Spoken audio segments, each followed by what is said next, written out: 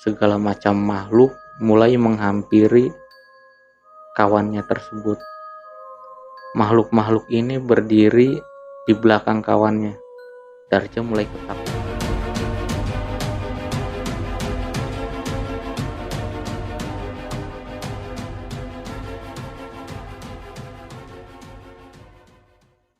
Assalamualaikum warahmatullahi wabarakatuh. Saung Sangkuriang. Pengalaman nyata berbau mistis. Kisah ini diceritakan oleh salah seorang saudara. Sebut saja namanya Darja.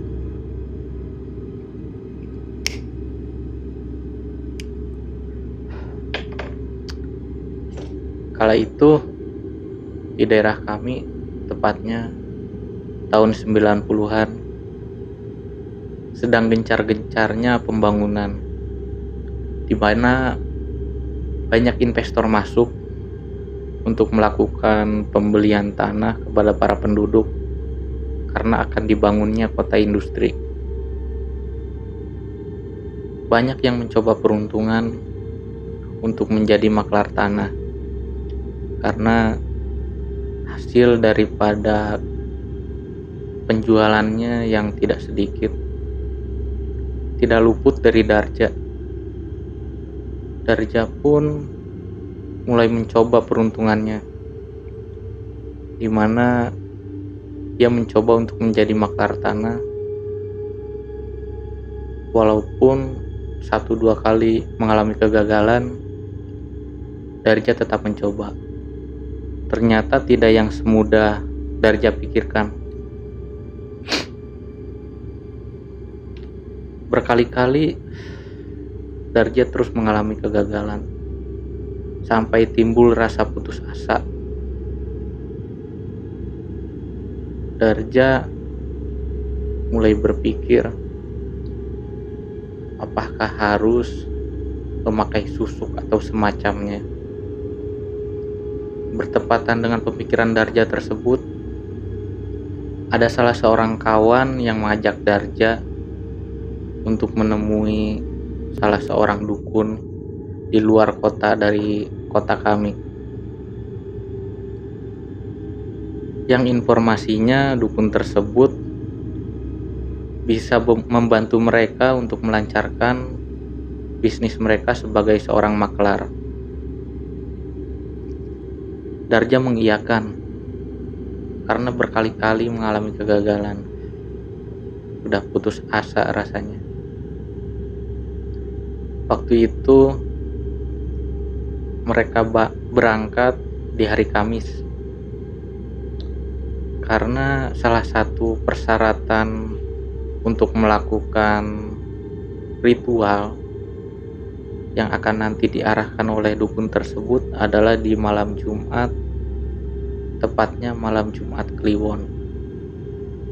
Darja bersama kawannya ini berangkat selepas zuhur.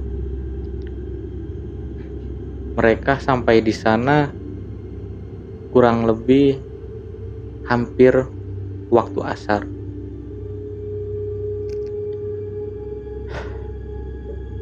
Mereka menemui sang dukun yang rumahnya ada di pedesaan, salah satu desa terpencil, pinggiran hutan. Ternyata yang dimana rumah daerah dukun tersebut bertepatan belakang rumahnya adalah hutan. Selepas mereka sampai di rumah si dukun tersebut bertanya maksud dan kedatangannya. Diceritakanlah maksudnya. Kemudian sang dukun mulai bertanya kepada mereka kesanggupannya, tekadnya, serta resikonya. Mereka menyanggupi dan tekadnya sudah bulat. Namun sang dukun tidak memberitahu apa resiko yang akan dialami mereka. Kemudian Darja dan kawannya memberikan sejumlah nominal uang untuk membeli bahan-bahan dan perlengkapan untuk nanti ritual mereka. Sang dukun mulai menyiapkan bahan-bahannya.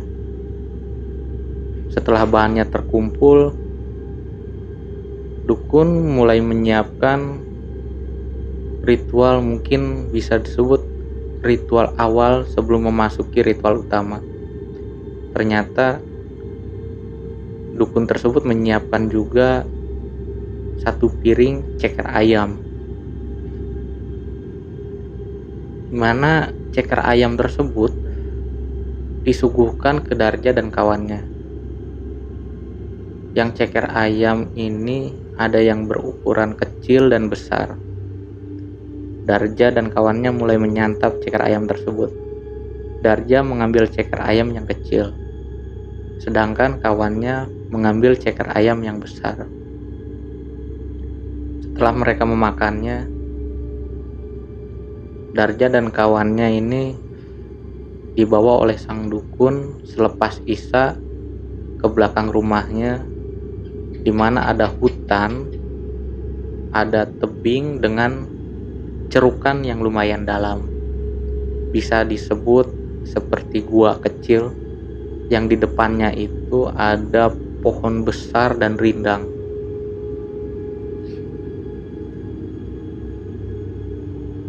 Si dukun mulai memberikan arahan kepada Darja dan kawannya,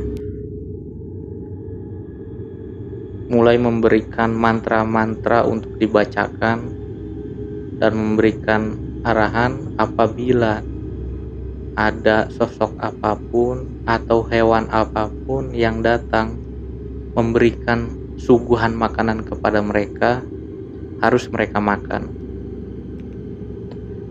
dan kalau bisa mereka habiskan.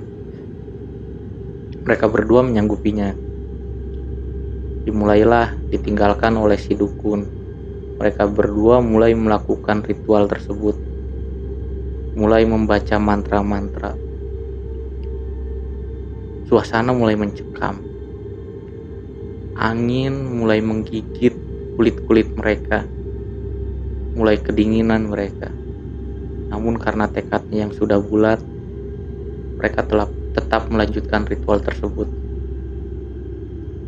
Ternyata di pertengahan malam, Darja dan kawannya ini mulai mendengar hal-hal yang aneh, hal-hal yang tidak biasa.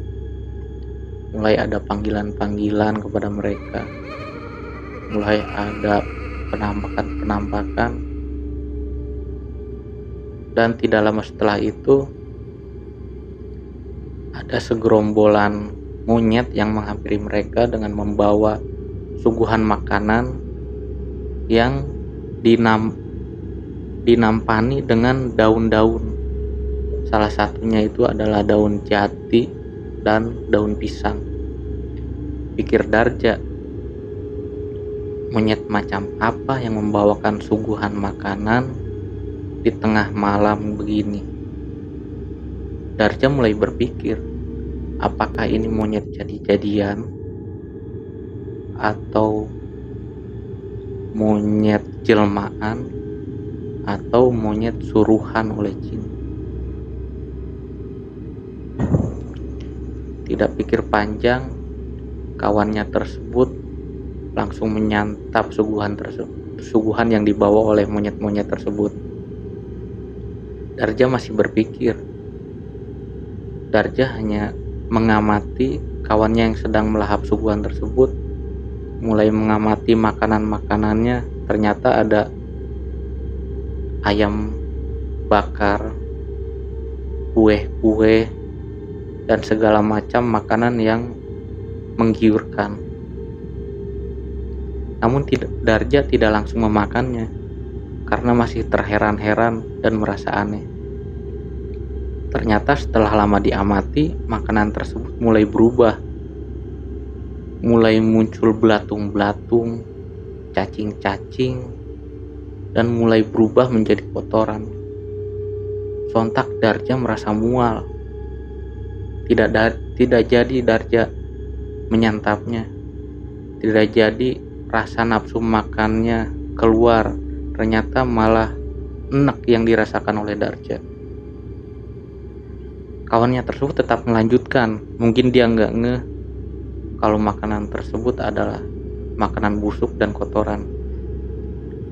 Setelah habis makanan tersebut, Darja mulai ditampakkan sosok-sosok makhluk.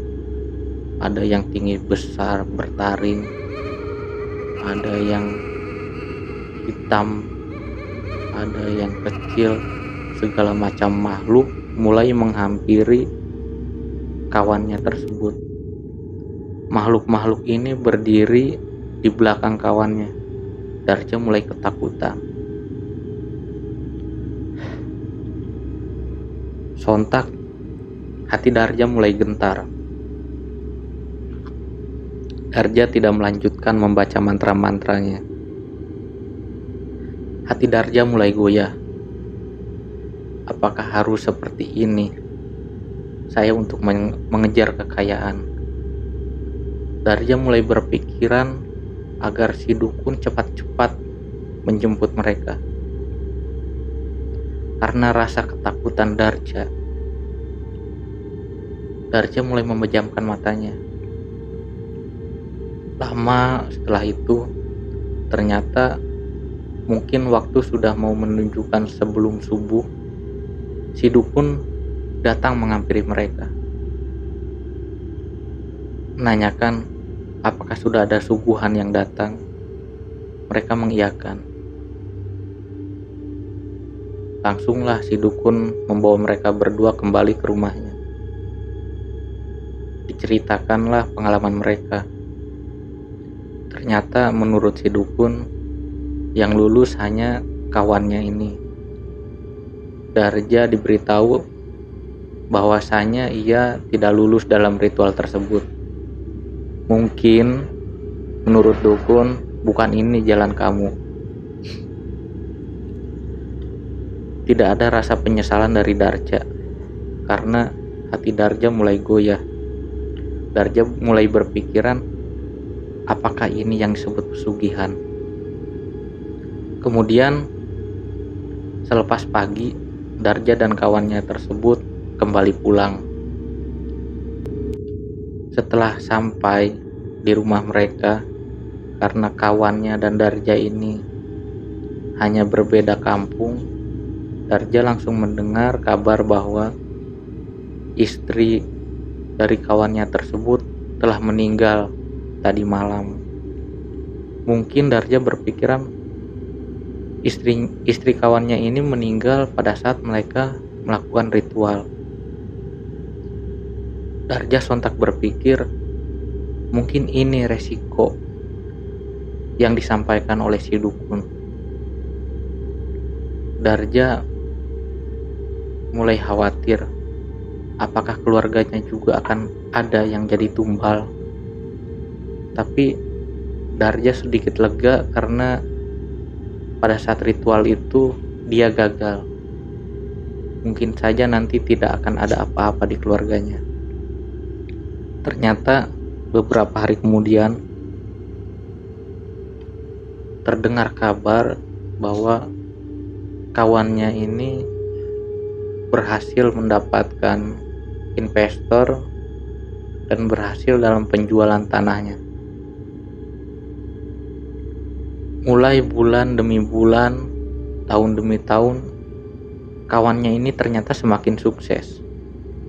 Namun, ada kabar di balik kesuksesan kawannya ini, beberapa anggota keluarganya mulai meninggal, mulai penyakitan. Bahkan istri keduanya yang dinikahi oleh kawannya ini, anaknya tidak normal. Ada perasaan lega dari Darja. Ternyata setiap kekayaan yang diambil dari cara tidak benar akan membuat resiko yang tidak baik pula untuk keluarganya. Bertahun-tahun berlalu sampai saat ini ternyata kekayaan kawannya itu telah habis. Dia bahkan malah menjadi jatuh miskin dan keluarganya amburadul, di mana banyak yang meninggal, anaknya yang bungsu bahkan tidak normal, kehidupan keluarganya tidak bahagia. Darja bersyukur bahwa Darja masih memiliki keluarga yang utuh, sehat walafiat, walaupun tidak dengan kekayaan yang melimpah. Nyatanya kawannya ini malah penyakitan sampai hari ini. Tidak sembuh-sembuh, mati pun tidak. Itulah sepenggal kisah yang bisa disampaikan dari pengalaman nyata Darja. Mudah-mudahan bisa jadi pelajaran untuk kita semua ke depannya. Wassalamualaikum warahmatullahi wabarakatuh.